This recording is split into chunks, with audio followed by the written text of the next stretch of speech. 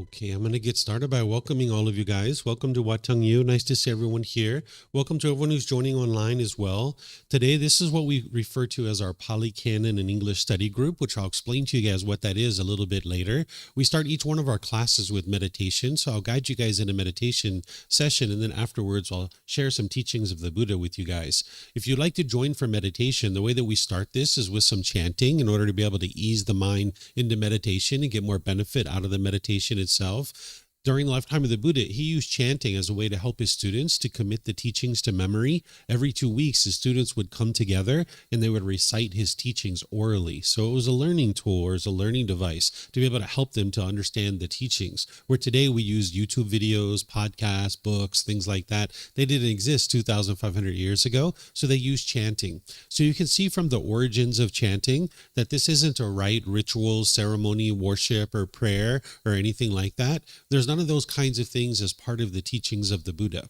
If you're seeing those kinds of things associated with his teachings, those aren't his actual teachings. So we use the chanting today to be able to ease the mind into meditation and get more benefit out of the meditation itself. So if you'd like to chant along, you'll see that benefit for yourself.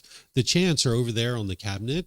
You can see there's a laminated sheet. You're welcome to help yourself to get one at any point. If you would like to chant along, you're welcome to get a chanting sheet, because I'll be chanting along with that sheet. And if you'd like to chant along, you're more than welcome to.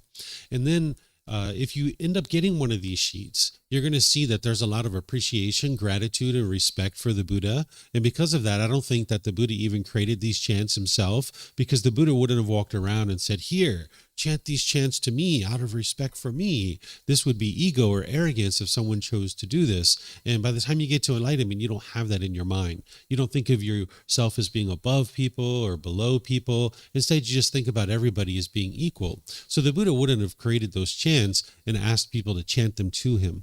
But if you learn from a teacher how to move from anger, sadness, frustration, irritation, annoyance, guilt, shame, fear, stress, anxiety, to this enlightened mental state where the mind's completely peaceful and joyful. It's a permanent mental state. And this teacher didn't want anything or expect anything from you. They were just helping you out of the kindness of their heart. You might actually have a lot of appreciation, gratitude, and respect for that person too. So that's why I think these actually came from his students. Probably during his life or after his death, they probably created these.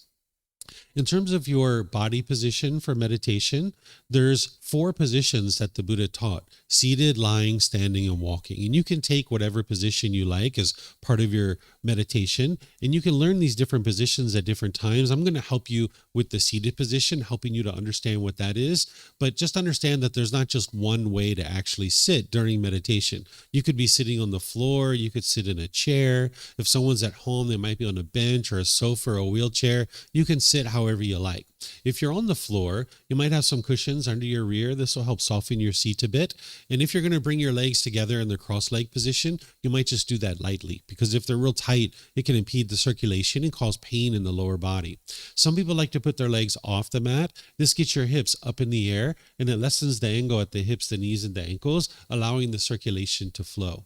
The Buddha put his right hand over his left with his thumbs together, and he put this into his lap. If this is comfortable for you, you could use it, but it's not about everybody doing it exactly the same way. Some people like to put their palms on their thighs or their knees. Some people put their palms up. Some people rest their hands comfortably on their lap. So you can put your hands and arms wherever you like, as long as you're comfortable. You're not interested in the body being painful, but you're also not interested in being luxurious either. You like to be in the middle where the body's comfortable.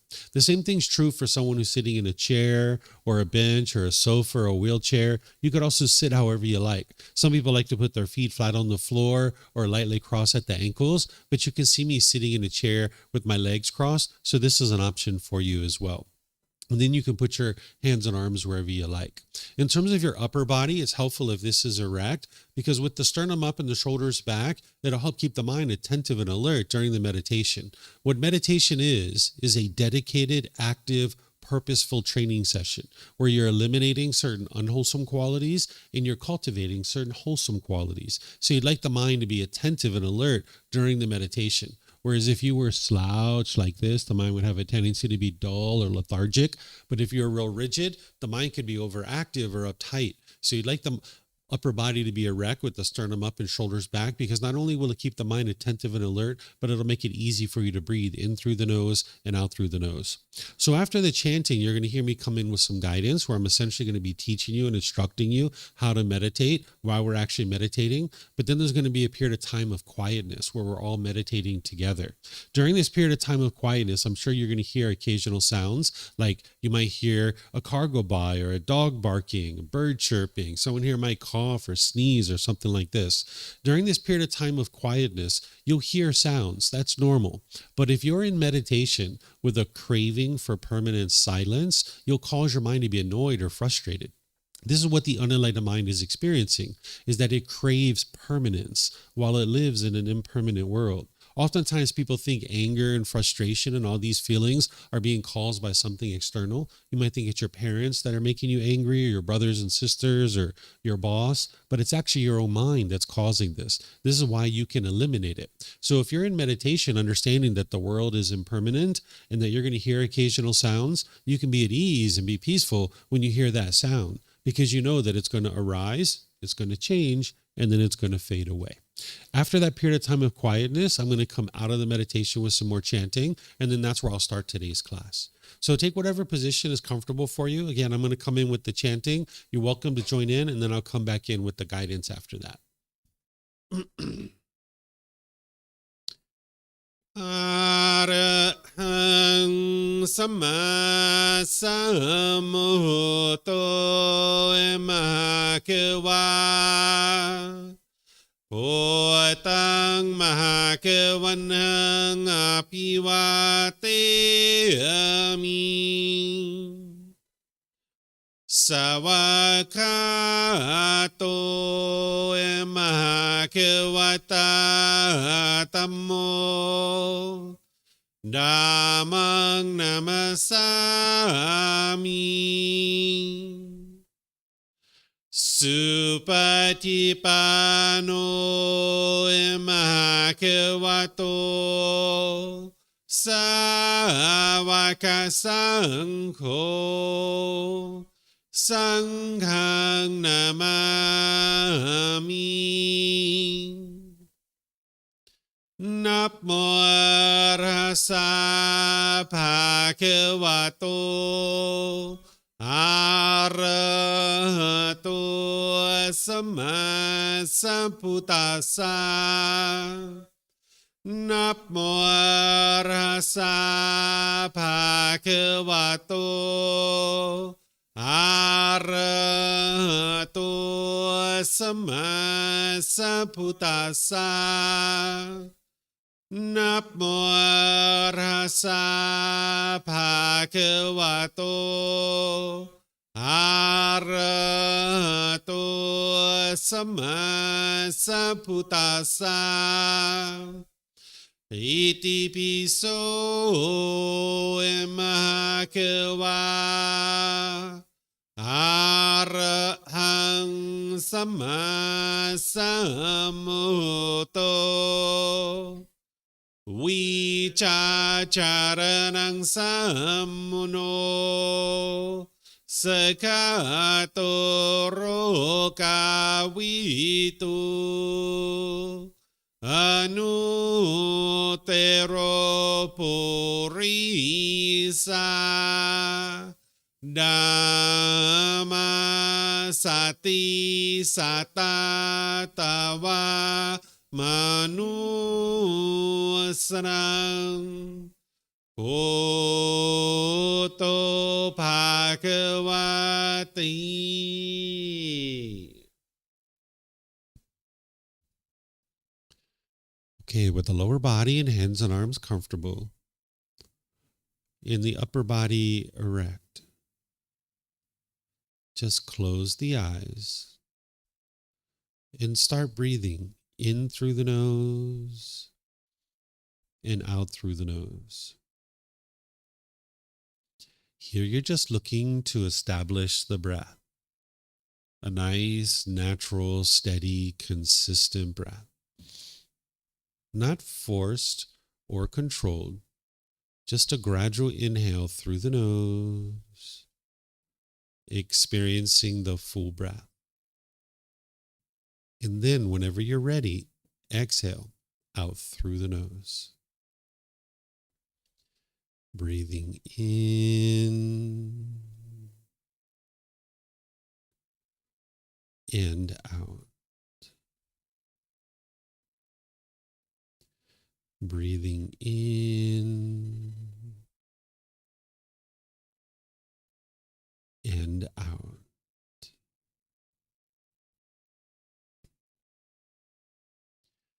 Your breath may not match up with the guidance that I'm providing, and that's okay.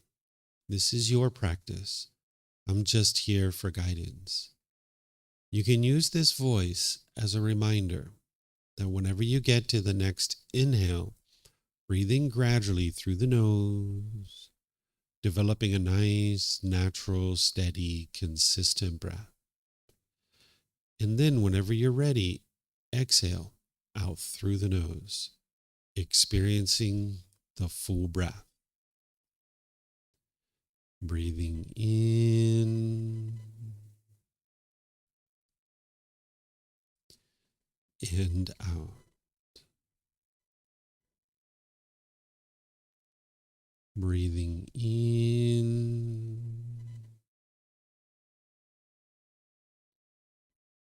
and out.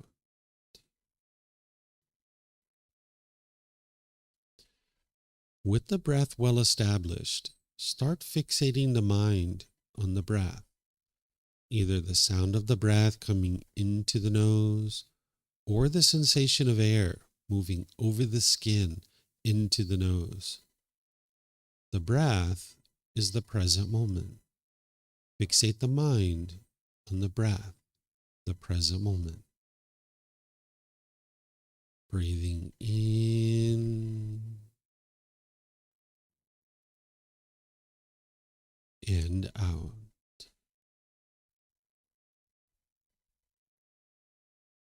Breathing in and out.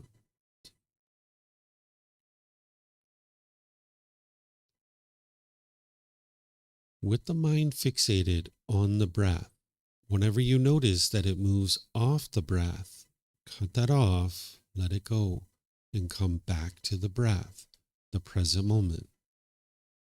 No need to observe the thought, label it, judge it, analyze it, or even try to figure out where it's coming from. Whenever you notice that the mind is moved off the breath, cut that off, let it go, and come back to the breath, the present moment.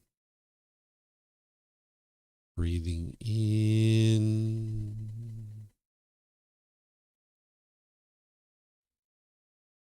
and out.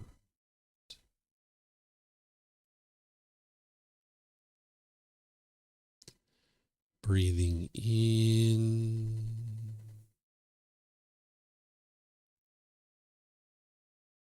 and out.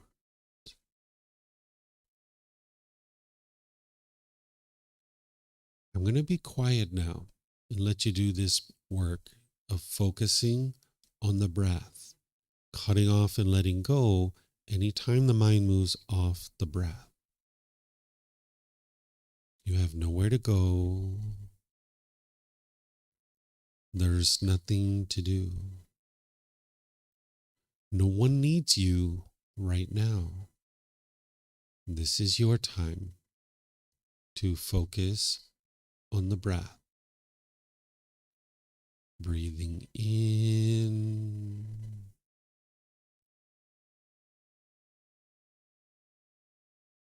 and out.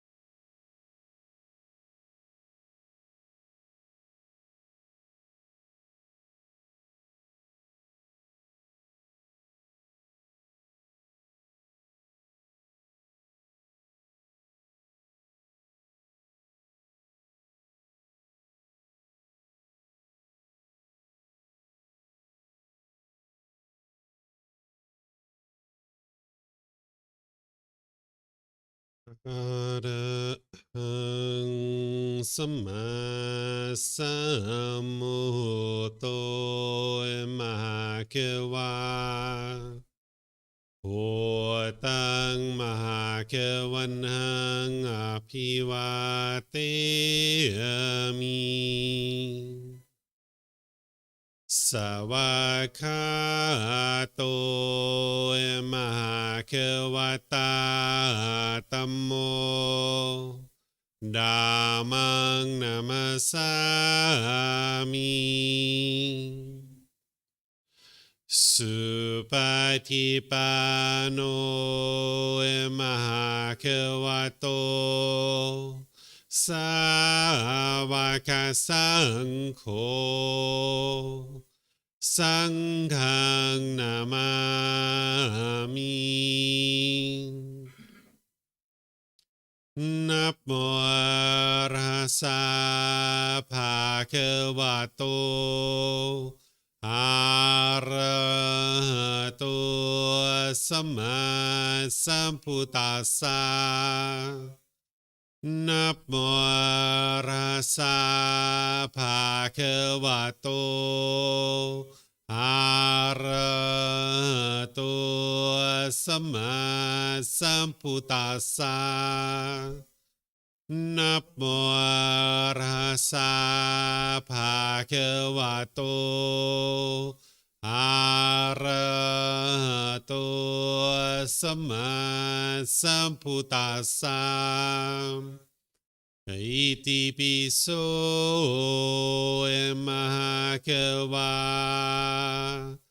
อะระหังสัมมาสัมพุทโธวิชาจารณังสัมมุโนสกาโตโรกาวิตุอนุเตโรปุริสาดามาสติสัตตาตาวามนุสนังพุทโธภาควาติ Okay, if you guys would like to slowly make your way out of meditation. Once again, good morning to everyone. Nice to see everyone here. Welcome to everyone who's joining online as well. This is called breathing mindfulness meditation. This is a primary form of training that the Buddha shared in order to be able to train his mind to get to enlightenment. And he shared this as part of his teachings because if it led to his enlightenment, it will lead to your enlightenment too. But there's other things you need besides meditation. You wouldn't be able to just meditate your way to enlightenment. What enlightenment is, where the mind is completely peaceful, calm, serene, and content with joy. By the time you get to enlightenment, you will no longer experience any discontent feelings. You will have eliminated all the causes and conditions that are producing things like anger, sadness, frustration, irritation, annoyance, guilt, shame, fear, stress, anxiety, loneliness, boredom, shyness, resentment, jealousy. All of this can be eliminated from the mind by training the mind. Oftentimes people think that it's the outside world that's causing these feelings within your own mind, but the Buddha helps you to be able to see that it's your own mind that's causing these feelings. And because it's your own mind that's causing these feelings, you can actually eliminate them. You don't need to walk around feeling sad and guilty and shameful and fearful and all these other things. You can actually completely transform the mind, moving the mind to this point where it's been transformed and no longer experiences any discontent feelings. You'll notice that your mind is focused, you have concentration, clarity, and deep memory, because by the time you get to enlightenment, your mind will be performing optimally. That you've uprooted these pollutions out of the mind that the Buddha discovered, so the mind can actually perform optimally. In the unenlightened state, you'll actually lack focus, concentration, clarity, and memory, because the mind is is plagued with these pollutions that the Buddha discovered. But when you uproot them out of the mind, your mind will perform optimally. You'll notice that your relationships are really harmonious because you're not being bitter and harsh and hostile anymore. There's probably certain relationships that you are bitter and harsh and hostile, and you might think that it's the other person who's causing that, but it's actually being caused by your own mind. And when you're not doing that anymore, your relationships will really improve. So by the time you get to enlightenment, you'll see all your relationships are really harmonious. You won't even be able to have a bad mood anymore by the time you get to enlightenment, that it's physically impossible to experience a bad mood. So the Buddha taught various teachings to be able to help you to be able to get to this point where you're training your mind to be able to experience this mental state. The Buddha didn't teach rites, rituals, ceremonies, worship, or prayer. If you see those kinds of things, it's not actually the Buddha's teachings. Those are misunderstandings of his teachings. He taught you to do this inner work, this inner growth, this inner development. Everything's about training of the mind and cultivating wisdom. Because what he discovered is that one of the things that the mind is experiencing in the unenlightened state is it's experiencing a lack of wisdom, that the mind just doesn't understand what it doesn't understand. So there's no belief here in the teachings of the Buddha. With belief, you don't know what's true or false. You're just believing it because somebody convinced you to believe it, or you convinced yourself to believe it. What you need to be able to do is get to wisdom, where you understand the world that you live in. When you're experiencing stress and anxiety and all these other feelings, this is the mind living in a world that it doesn't understand. The more you understand this world, the more your mind is awakening. When we talk about awakening, it means to cultivate wisdom. The way you get to wisdom is that you need to learn, investigate, and examine something. You then need to reflect on it to verify, is it true or is it false? Through your own direct experience. Then you need to practice what is being shared with you, implementing this into your day-to-day life and making decisions through that. And that's where you actually ultimately cultivate wisdom. So you're not believing what the Buddha is teaching you. Instead, you're learning, you're reflecting, and you're practicing to cultivate wisdom. And now with wisdom of this world around you, you'll be able to navigate it peacefully and joyfully. But when you live in a world that you don't understand, you'll have struggles and difficulties. So there's various programs here to be able to help students to cultivate wisdom and be able to understand the world around you through the teachings of the Buddha. And I encourage students to learn, reflect, and practice. Don't believe any of these teachings. So the various programs we have is like on Sundays and Wednesdays, we have what's called our group learning program, where each Sunday I go chapter by chapter in this book. This is the first book of our book series, and I give a talk on each one of the chapters here. Tomorrow, we're going to be discussing what's called the 5 hindrances and the 7 factors of enlightenment. We're coming to a close of that program, and we're going to be restarting it next week on the 9th of August. And all the classes are here, and you can actually join at Chiang Mai. You can join online as well, because we live stream all of our classes. So no matter where you are in the world, you can actually attend. And if you can't attend live, you can actually watch the recordings, either on YouTube, Facebook, on our podcast. There's many ways for you guys to be able to learn, and it's all available to you at no cost. So we're going to be starting that program from the very beginning next week, and it's an ideal program for someone to get started in, because it really helps you to be able to lay down a foundation. And then on Monday, I'm going to be starting a course. It's called Foundation in the Path to Enlightenment, where Monday through Friday from 9 a.m. to 3 p.m., I'm going to be teaching all the foundational teachings that you need to really get on the path to enlightenment. So you're also welcome to join that type of program as well. And there's other things that we have here that you guys can find out about on our bulletin board over there or on our website, or you can come and talk to me and I'll get you plugged in to what you need to really be able to get started on this path, because it's no fun walking around with anger and frustration and all these feelings. You can actually completely transform this. And then with all of our other programs, on Saturday is what we do is it's called the Pali Canon and English Study Group. What the Pali Canon is this is the largest, most complete collection of the teachings of the Buddha that exists. There's 45 volumes of books that are about this thick.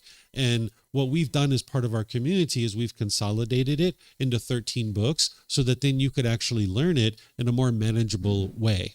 And what we do on Saturdays is we have this Pali Canon and English Study Group, where typically in all the other programs, I teach for like 15 or 20, 30 minutes, open up for questions. I teach another 15, 20, 30 minutes, open up for questions.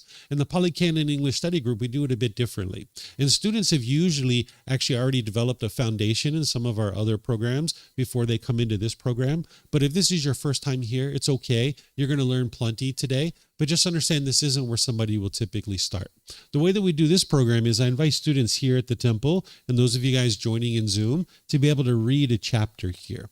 This is actually the original words of the Buddha. You can see this is just barely even a quarter of a page. After somebody reads this chapter, I'm going to share some teachings on it. Then I'm going to open up to any questions that you guys might have related to this particular chapter. So this is why it's usually helpful that you've already had a foundation before you come into a program like this, but you'll learn plenty the way that I teach it. You'll be able to understand what it is. The Buddha teaches very clear, very concise, and very precise, but it helps to have had a foundation because you'll understand where these teachings are plugged in.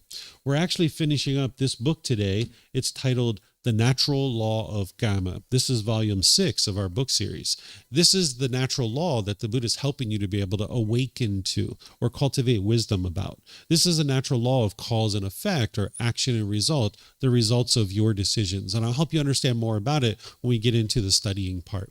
So if you would like to volunteer to read here, all you need to do is get a microphone. We have a white bowl in the middle of the room with microphones. There's also some up here as well.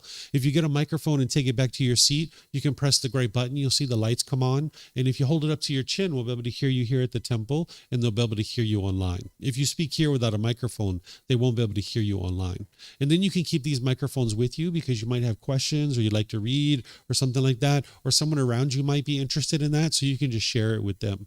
And then if you're not using it, if you could turn it off, that'll be helpful so we don't get feedback through the speakers. And anybody who's online, if you're in Facebook, YouTube, or Zoom and you'd like to ask questions, you can put that in the comment section. Or if you're in Zoom, you can electronically raise your hand, unmute your microphone, and ask any and all questions or volunteer to read that way. So is anybody here or online that would like to volunteer to read this first chapter here? You got it, Vipov? Yeah, go for it.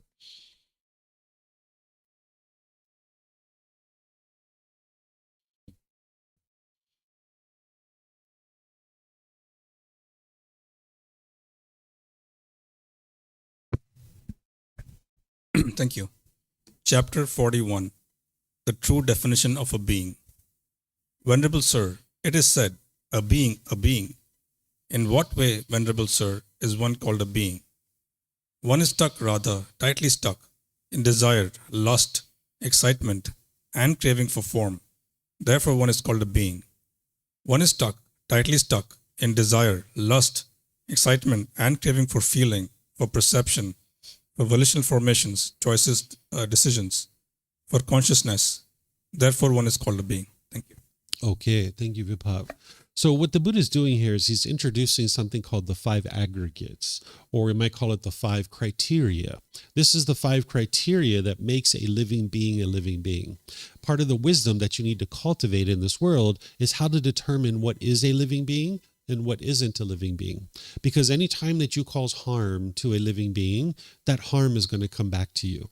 You can't cause other people to be discontent. So if there's people blaming you for causing them to be angry or frustrated or some other discontent feeling, your parents or siblings or your life partner, you're not the one who's causing them to be angry and frustrated, but you can cause someone harm. Causing someone harm is to cause harm to their physical body, their material possessions, or their reputation. If you cause harm to someone's physical body, their material possessions, or reputation, harm is going to come back to you, and you're not interested in that. It's kind of like if you were walking down the beach and wind was blowing in your face and you were kicking up the sand and the sand was blowing back in your face. If you didn't understand that it's you kicking up sand that is causing the sand to blow back in your face, you would just continue to walk down the beach kicking up sand.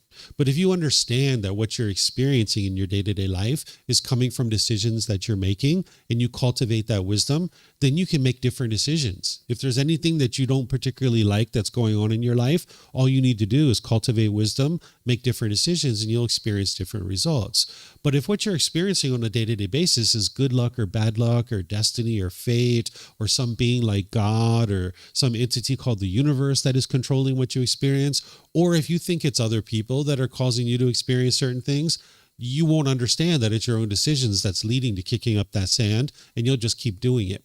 So what the Buddha is teaching you is how this cause and effect, or this action and result, this natural law of Kamma, is affecting you whether you're aware of it or not. And when you make decisions, you're going to experience the results of those decisions. There's no such thing as good luck or bad luck. It doesn't exist.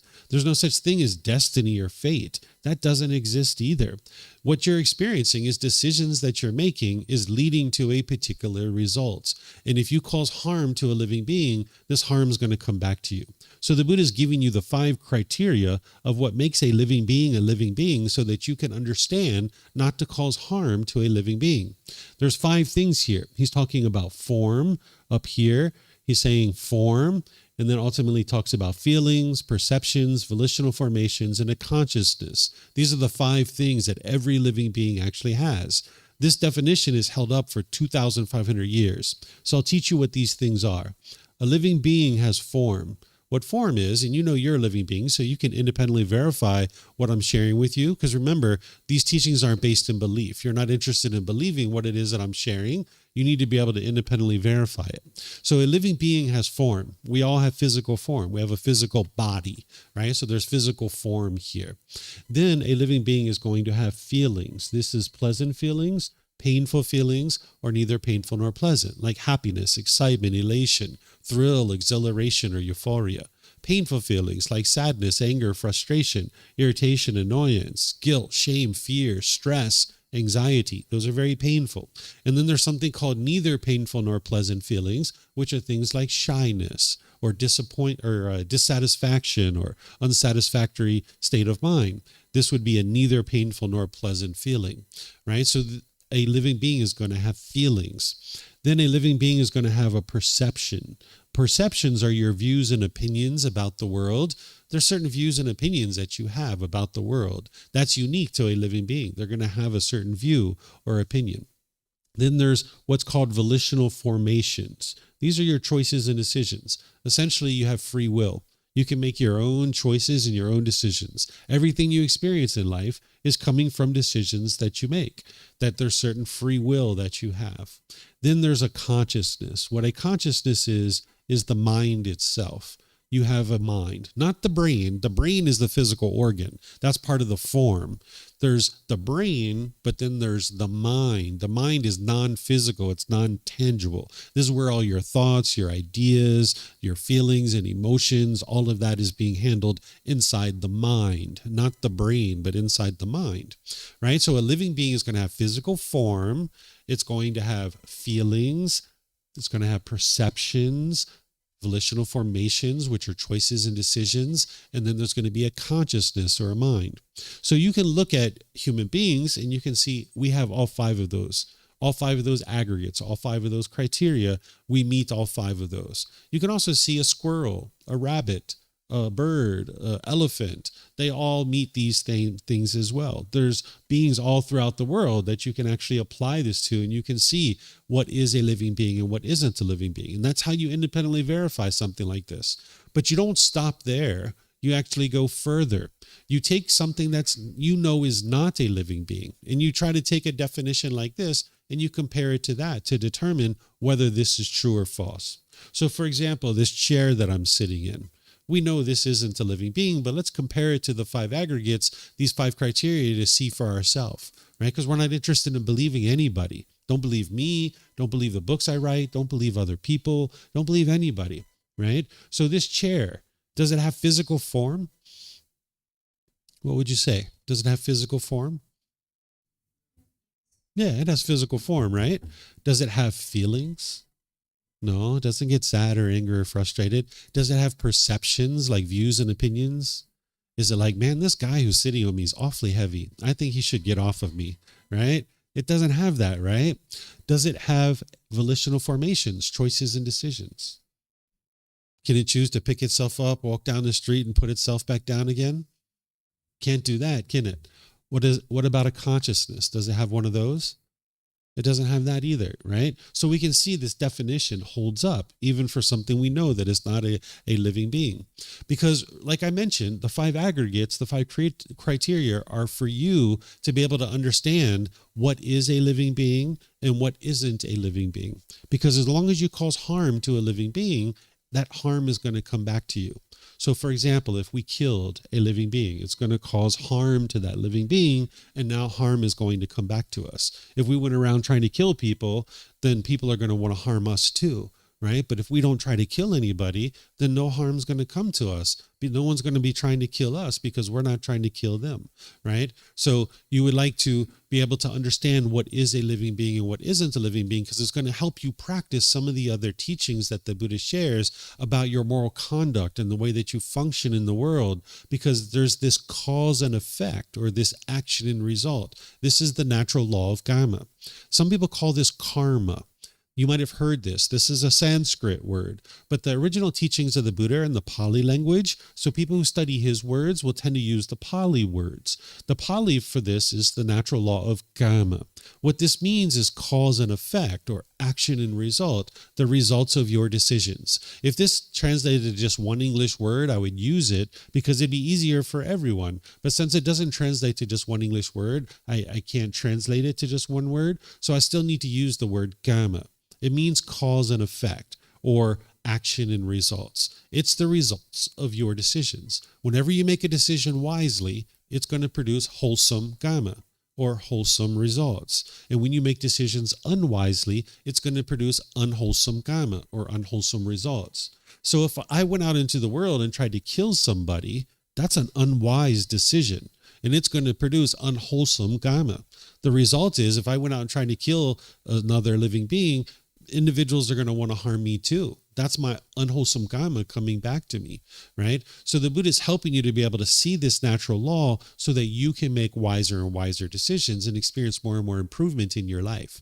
The Buddha is not giving you rules or commandments to follow. He's helping you to be able to see this natural law so that with the cultivation of that wisdom, you can navigate the world peacefully, making wise decisions about how you choose to interact with other beings. And now your mind becomes more and more peaceful because you understand this world.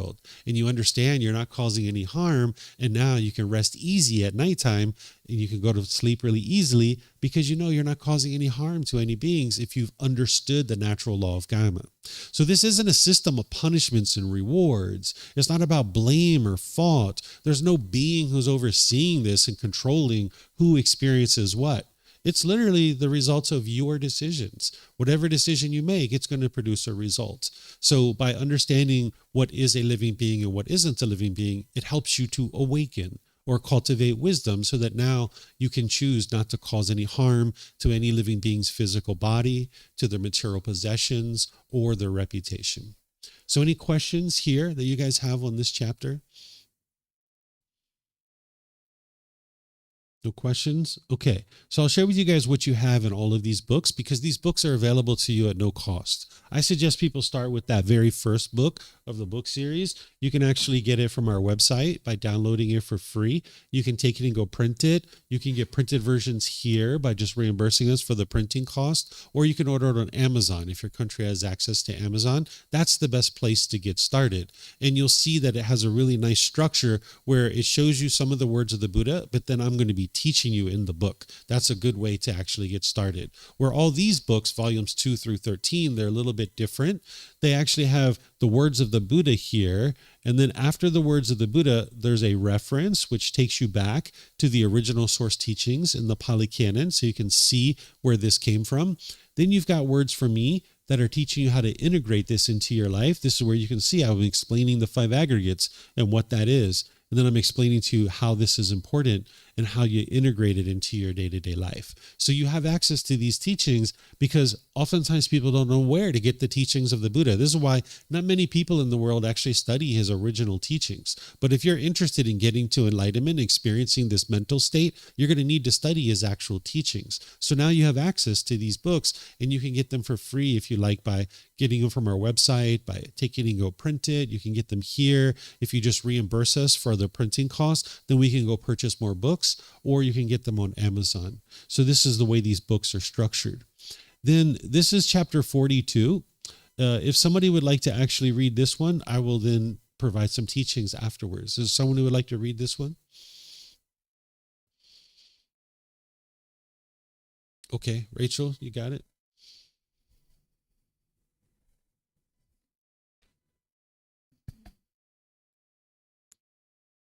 The nutriment consciousness. The venerable person said to the perfectly enlightened one, Venerable Sir, who consumes the nutriment consciousness? Not a valid question, the perfectly enlightened one replied. I do not say one consumes. If I should say one consumes, in that case, this would be a valid question. Venerable Sir, who consumes? But I do not speak thus. Since I do not speak thus, if one should ask me, Venerable Sir, for what is the nutriment consciousness a condition? This would be a valid question. To this the valid answer is, the nutriment consciousness is a condition for the production of future renewed existence. When that which has come into being exists, the six sense bases come to be, with the six sense bases as condition, contact. Venerable Sir, who makes contact? Not a valid question, the perfectly enlightened one replied. I do not say one makes contact. If I should say one makes contact, in that case this would be a valid question. Venerable Sir, who makes contact? But I do not speak thus. Since I do not speak thus, if one should ask me, Venerable Sir, with what as condition does contact come to be? This would be a valid question. To this the valid answer is, with the six sense bases as condition, contact comes to be. With contact as condition, feeling. Venerable Sir, who feels? Not a valid question, the perfectly enlightened one replied. I do not say one feels. If I should say one feels, in that case this would be a valid question. Venerable Sir, who feels? But I do not speak thus. Since I do not speak thus, if one should ask me, Venerable Sir, with what as condition does feeling come to be? This would be a valid question. To this the valid answer, feeling comes to be is, with a contact as condition, feeling comes to be. With feeling as condition, craving. Venerable Sir, who craves? Not a valid question, the perfectly enlightened one replied. I do not say one craves. If I should say one craves, in that case this would be a valid question. Venerable Sir, who craves? But I do not speak thus. Since I do not speak thus, if one should ask me, Venerable Sir, with what as condition does craving come to be? This would be a valid question. To this the valid answer is, with feeling as condition, craving comes to be. With craving as condition, clinging. With clinging as condition, existence. With existence as condition, birth. With birth as condition, aging and death, sorrow, grief, pain, displeasure, and despair come to be. Such is the origin of this whole mass of discontentedness. But, student, with the remainderless fading away and elimination of the six sense bases for contact, comes elimination of contact. With the elimination of contact, elimination of feeling. With the elimination of feeling, elimination of craving. With the elimination of craving, elimination of clinging. With the elimination of clinging, elimination of existence. With the elimination of existence, elimination of birth. With the elimination of birth, aging and death, sorrow, grief, pain, displeasure, and despair is eliminated. Such is the elimination of this whole mass of discontentedness. Okay, thank you, ma'am. So there's a reason why this is in volume 6 and it's chapter 42, because students would have already studied to a certain degree before they get to this point. Because for many of you guys, you probably heard that like, whoa, I have no idea what the Buddha is actually talking about there. What is he actually teaching? Because this is related to at least 2 other teachings that he actually teaches. It's related to the universal truth of non-self and dependent origination, for those of you guys that actually understand those 2 teachings, right? So this individual, this student, is talking to the Buddha, and he's saying, hey, who consumes the nutriment of consciousness? The nutriment of consciousness is what feeds the mind, what feeds the consciousness, what keeps the consciousness going. That's what this person is asking. And he says, who is that? And the Buddha says, that's not a valid question. The reason why is because the Buddha teaches what's called the universal truth of non-self, that there is no self here, that there is a body and there is a mind, and it's come together for this existence. And the Buddha calls that a person. But he doesn't refer to this being as a self, because what you do in the unenlightened state is you will cling to your body, and you'll cling to the mind, or you'll cling to your self-image, and you'll cling to your self-identity, wanting to be perceived by others in a certain way. And you can only feel comfortable and happy if you're being perceived the way you want to be perceived. If you're not being perceived the way you want to be perceived, you'll be frustrated or angry or embarrassed or disappointed or some other discontent feeling. So for example, if you've ever been out somewhere and you were maybe in a social situation and you spilled something on your clothing and you were embarrassed in that situation, this is because your mind's clinging to the body, thinking that this is who you are, and you want it to be permanent, and you want other people to perceive you in a certain way because you think this body is you and it's representing you. And now when people see that food all over your clothing, you're embarrassed because maybe you think that they're looking at you as a slob or unorganized or uneducated. And your mind doesn't want to be perceived that way. You want to be perceived as being put together and smart and intelligent and wise and organized, right? That's what the mind wants to be perceived as. So when you're not being perceived that way, your mind's frustrated or angry or irritated. Or say you've ever looked in the mirror and you saw a pimple or a wrinkle or a mole or a gray hair, or you started losing your hair. You might have been shaken up by this. This is the mind holding on to the body, craving for it to be permanent. And now you want to be perceived by others in a certain way. And you can only be happy if you're being perceived that way. So maybe you go outside and you have this pimple or this wrinkle or something, and now you feel like less of a person. Or maybe you were like me when I was a kid. I used to get out gel and mousse and I would run it through my hair, and I'd try to get every little hair in exactly the right spot before I go to school, right? And I used to do this so long, sometimes I would miss the school bus on the way to school. So maybe you've had some of these experiences. Maybe you stood in front of your closet and you thought, who am I going to see today? And how do I want to look? And now you put on some clothes and you looked in the mirror and you're like, no. And then you put on another set of clothes. No. You put on a third set and you're like, okay, now I feel comfortable to go outside, right? This is your mind clinging to this body, thinking this is who you are, wanting to be perceived by others in a certain way. And you can only be happy if you're being perceived the way you want to be perceived. So the Buddha teaches you to let that go. Don't cling to that. Don't hold on to that. There's other parts to this as well, but this is enough to help you understand why he's saying this isn't a valid question. Because to the Buddha and someone who's liberated their mind and has gotten to enlightenment, there is no I here. There is no you there. What I'm looking at is I'm looking at a physical body. That's what I'm looking at. But that's not you. It's not who you are as a person.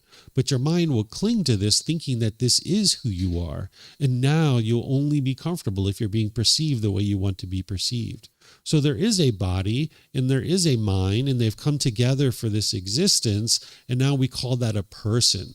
But what you're doing on the path to enlightenment is you're not training the body, you're training the mind. There's this mind that needs to be trained. And the mind is almost like a third entity. It's almost like a 3-year-old child that's throwing a temper tantrum every so often.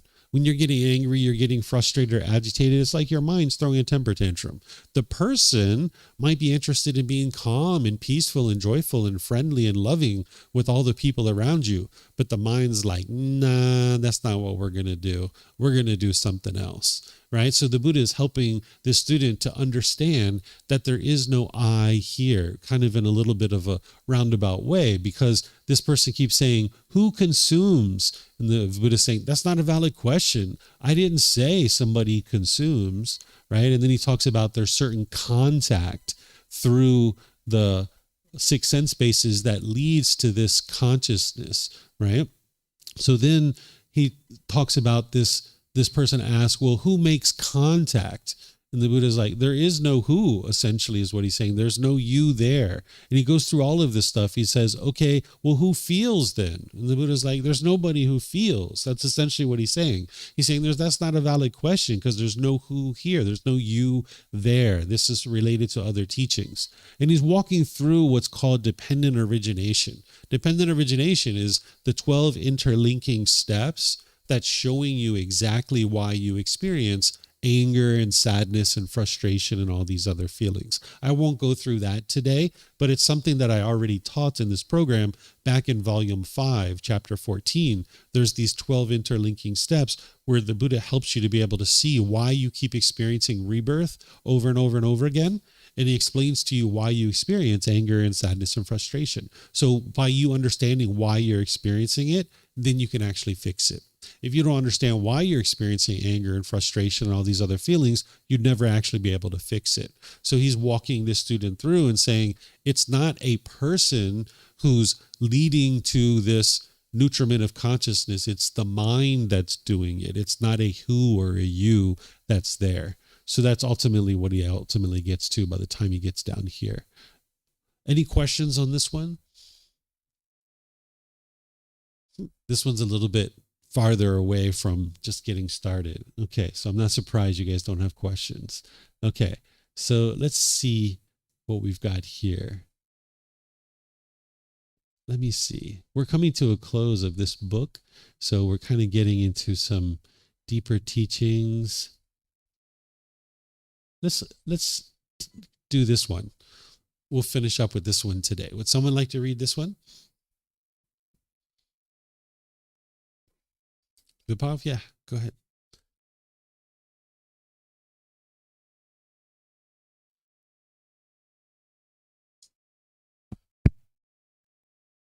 The conduit to existence. Venerable Sir, it is said, the conduit to existence, the conduit to existence. What, Venerable Sir, is the conduit to existence? And what is the elimination of the conduit to existence? Rather, the craving, desire, excitement, lust, engagement and clinging, mental standpoints, adherences, and underlying tendencies regarding form. This is called the conduit to existence. Their elimination is the elimination of the conduit to existence. The craving, desire, excitement, lust, engagement and clinging, mental standpoints, adherences, and underlying tendencies regarding feeling. This is called the conduit to existence. Their elimination is the elimination of the conduit to existence. The craving, desire, excitement, lust, engagement and clinging, mental standpoints, adherences, and underlying tendencies regarding perception. This is called the conduit to existence. Their elimination is the elimination of the conduit to existence.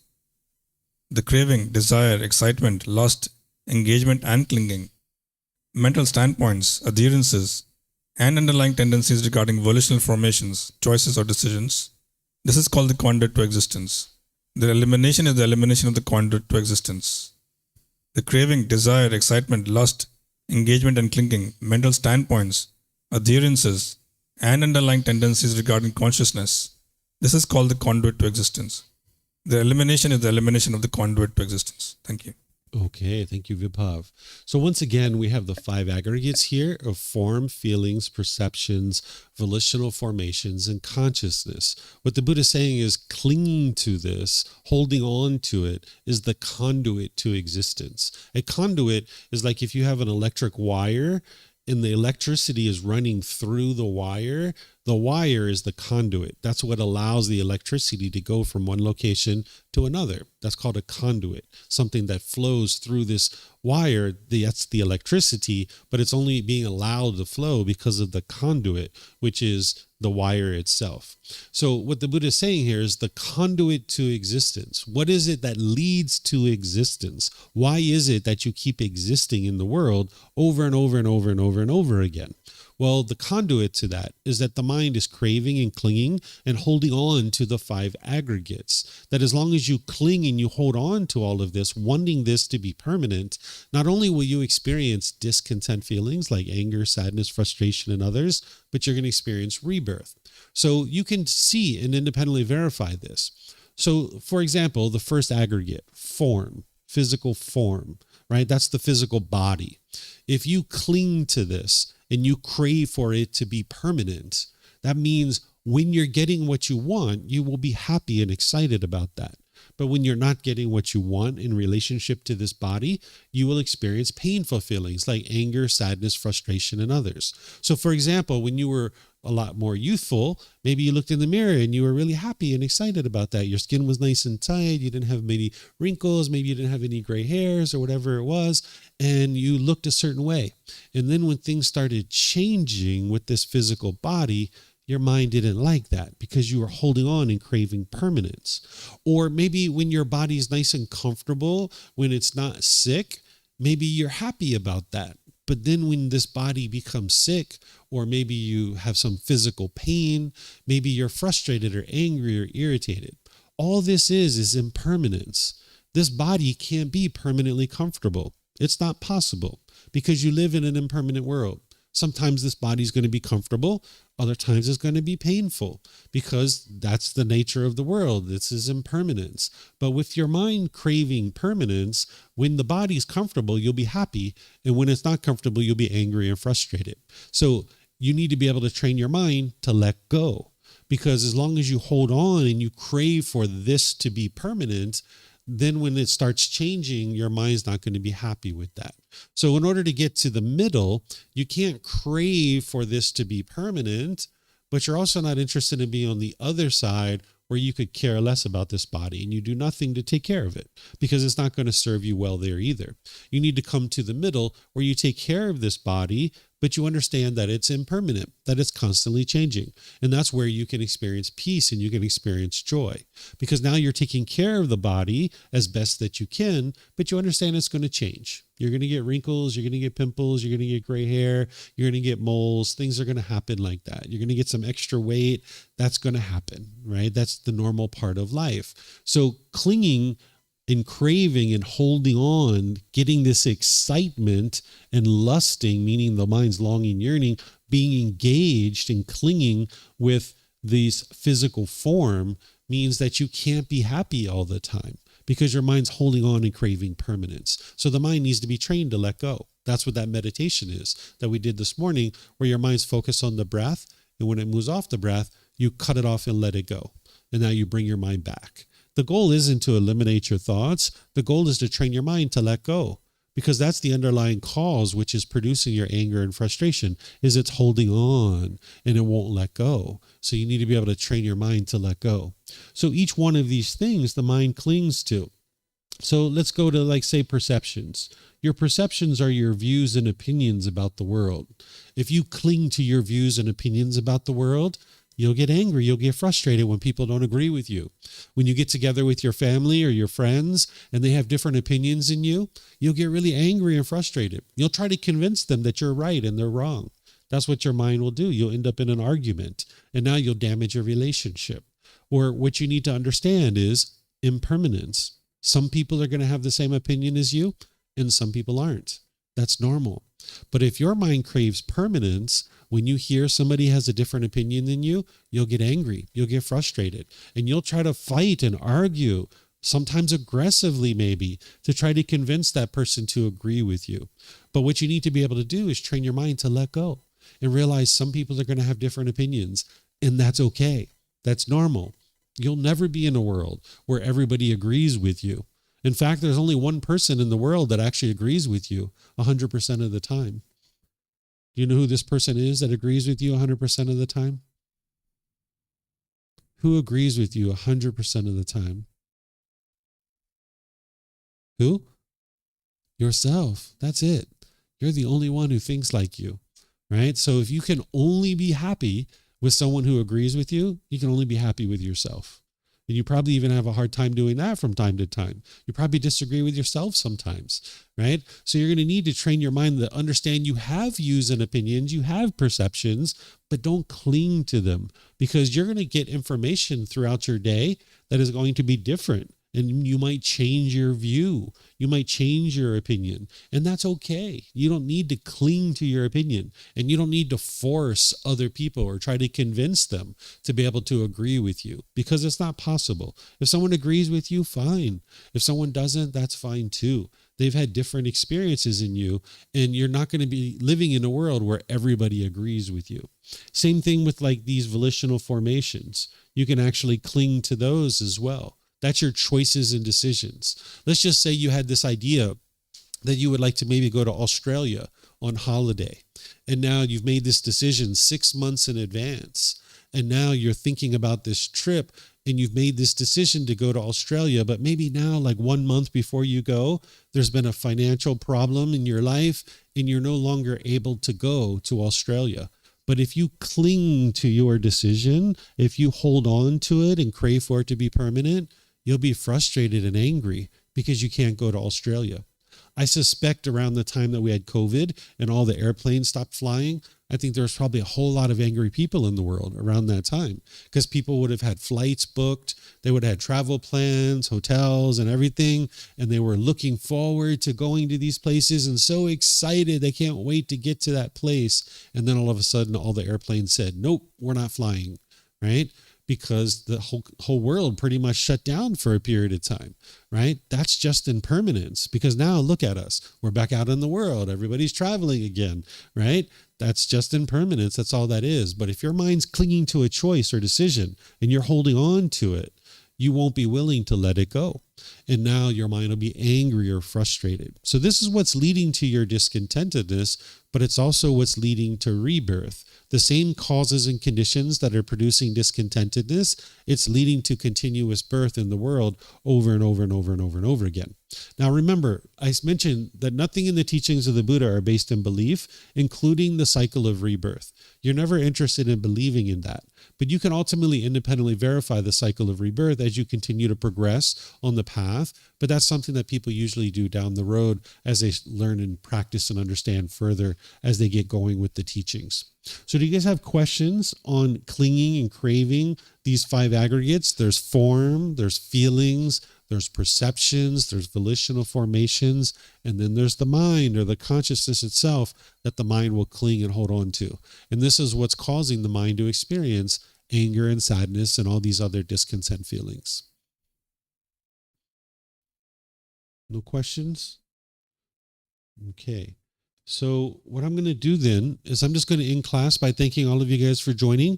Thank you for your interest to learn and understand the teachings of the Buddha. If you guys would really like to get started at the beginning of the teachings of the Buddha, I have a course this afternoon at 1 p.m. that is really great to get started. This is pretty far down the road. And, for many of you guys, if you're just getting started, this is like too far down the road to really get started.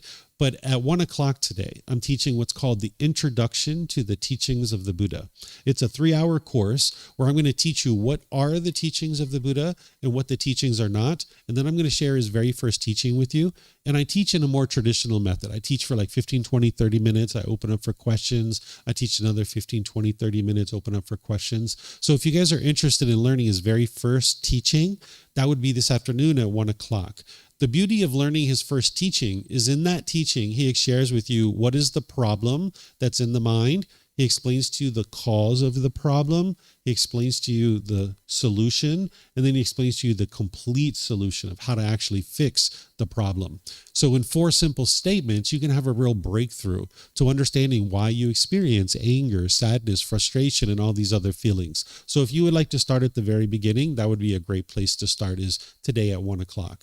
And then tomorrow we have classes at 9 a.m. and 9 p.m. You guys are welcome to attend that if you like. We have a meditation tomorrow at 6:30. I'm going to be doing loving kindness meditation, which is a different type of meditation. It's helping you to eliminate anger and frustration and all these other discontent feelings like bitterness and harshness and hostility in the mind. It'll help you eliminate all of that. So it syncs up with the Sunday night walking market, that if you're coming for the walking market, you might decide to stop by for some meditation. That'll be tomorrow at 6:30. And then, like I mentioned, next week, we have a course that you guys are welcome to attend where you can really understand the whole foundational teachings from Monday through Friday from 9 to 3.